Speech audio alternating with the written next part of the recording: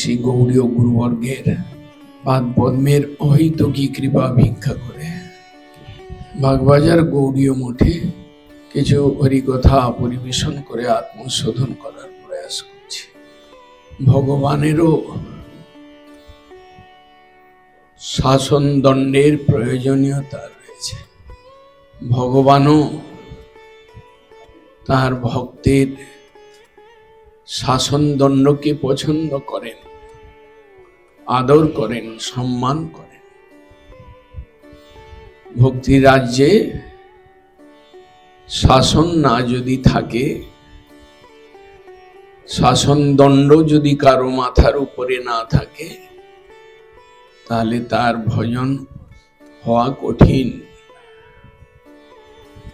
মহাপ্রভু একদিন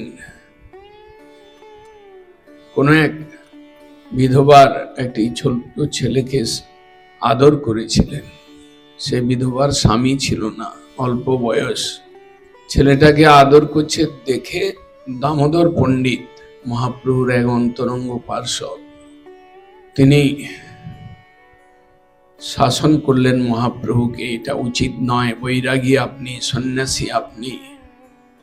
মহাপ্রভু সেই প্রসঙ্গে বলছেন, আমি তো সন্ন্যাসী, দামোদর ব্রহ্মচারী, সদা রহে মোর উপর শিক্ষা দণ্ড দরি। মহাপ্রভু লোকশিক্ষার জন্য বলছেন, নিজের আনন্দ হয়েছিল বলে বলছেন।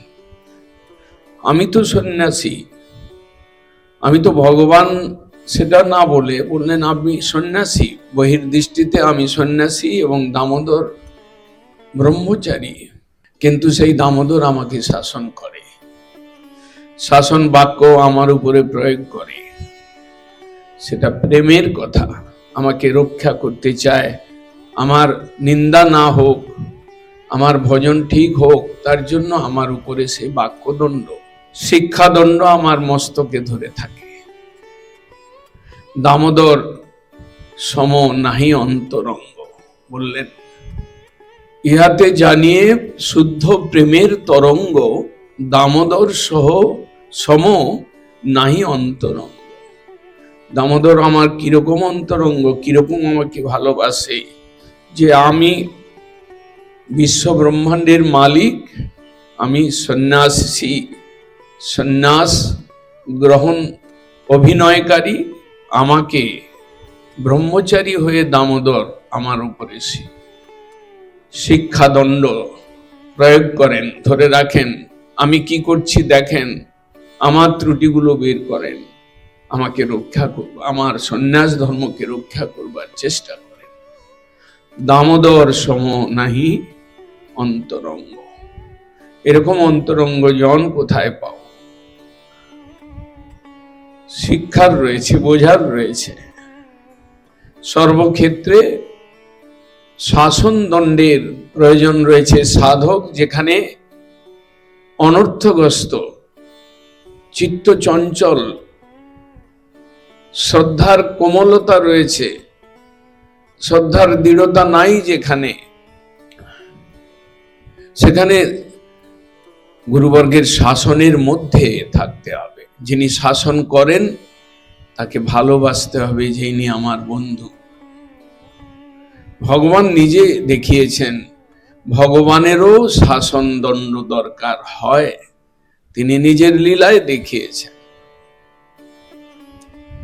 তিনি কৃষ্ণ হয়েও তিনি সেই লীলায় দেখিয়েছেন কিভাবে গোপীদের পরাধীন হয়ে থাকতে হয়, কিভাবে পিতার খড়মটা বইতে হয়, কিভাবে মাতার বাক্যদণ্ড, শাসনদণ্ড, রশ্মিদণ্ড কিভাবে গ্রহণ করতে হয়, কৃষ্ণও দেখিয়েছেন। তারপরে অজস্র দৃষ্টান্ত রয়েছে, কিভাবে শ্রীবাস পণ্ডিত হরিচন্দনকে থাপ্পড় মেরেছিলেন, কিভাবে জগন্নাথ দেব পুণ্ডরিক নিধিকে যে থাপ্পড় মেরেছিলেন, শাসন করেছিলেন, কিভাবে নিত্যানন্দ প্রভু শিবানন্দ সেনকে দণ্ড দিয়েছিলেন। পরম্পরায় আমাদের গুরুবর্গ সময়ে সময়ে যার ভজন উন্নতি চেয়েছেন তাকে শাসন দণ্ডের মধ্যে, তাকে শাসনের ভিতরে রেখে মানুষ করেছেন। যেখানে শাসন দণ্ডের আবরণ নেই, সেই সাধকের ভক্তি জীবন বিপন্ন। সে সাধক কোনোদিন নিজেকে ব্যালেন্স করতে পারে না। যদি কোনো সাধক অনুভব করে থাকেন যে আমার উন্নতি হয়েছে, আমি এখন অন্তরঙ্গ ভজন করতে পারি, আমার এই যোগ্যতা এসেছে, তথাপি তিনি যদি মহাপ্রভুর শাসন দরকার হয়, যদি পুণ্ডরিক বিদ্যানিধির শাসন দরকার হয়, যদি মুকুন্দর শাসন দরকার হয়, তাহলে নিশ্চয়ই বুঝতে হবে আমি সাধক, আমার এই দৈন্য হৃদয়ে থাকবে, আমি সাধক। আমার যে কোনো মুহূর্তে আমি যতই অন্তরঙ্গ ভাব আমি গ্রহণ করি না কেন বা আমি পাই না কেন, মায়ার এই দুর্বার মায়ার রাজ্যে থেকে আমি যে কোনো সময় আমি অনর্থ দ্বারা গ্রস্ত হতে পারি, মায়ার দ্বারা গ্রস্ত হতে পারি। তাই আমার রক্ষাকর্তা দরকার। শাসনকর্তা রক্ষাকর্তা বিহীন যে সাধক, তার জীবনে শেষ পর্যায় পর্যন্ত পৌঁছানো অসুবিধা রয়েছে, অসুবিধা থাকতে পারে। তাই সাধু সাবধান। বাঞ্ছা কল্পতরু ভস্য কৃপা সিন্ধু ভয়ে পতিতানাং পাবন।